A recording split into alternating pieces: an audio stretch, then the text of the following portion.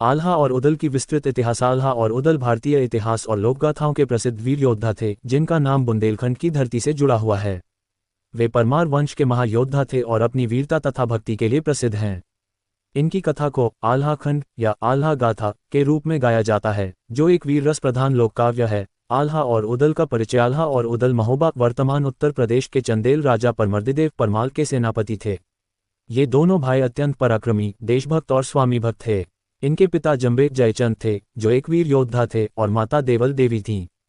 इनका लालन पालन एक धाकड़ वीरों के कुल में हुआ, जहां से उन्होंने युद्ध कौशल और रणकला में निपुणता प्राप्त की। इनका गुरु गोरखनाथ को भी माना जाता है, जिन्होंने इन्हें अमरत्व का आशीर्वाद दिया था। मुख्य घटनाएं और युद्ध। एक, महोबा और दिल्ली के बीच संघर्ष। आल्हा और उदल ने कई युद्ध लड़े, लेकिन सबसे प्रसिद्ध युद्ध पृथ्वीराज चौहान और महोबा के चंदेल राजा परमर्दिदेव के बीच हुआ। पृथ्वीराज चौहान ने चंदेलों पर आक्रमण किया, तब आल्हा और उदल ने वीरता से युद्ध किया। हालांकि उनके राजा परमर्दिदेव ने कुछ गलत फैसले लिए, जिससे चंदेल साम्राज्य को नुकसान हुआ और महोबा पर पृथ्वीराज चौहान का अधिकार हो गया।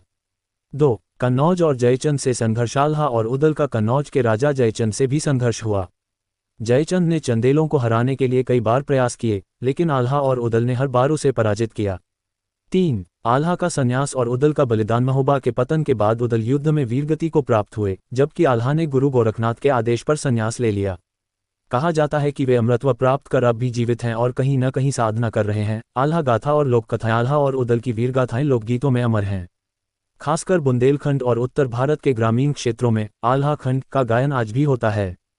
इस महाकाव्य की रचना जगनिक नामक कवि ने की थी।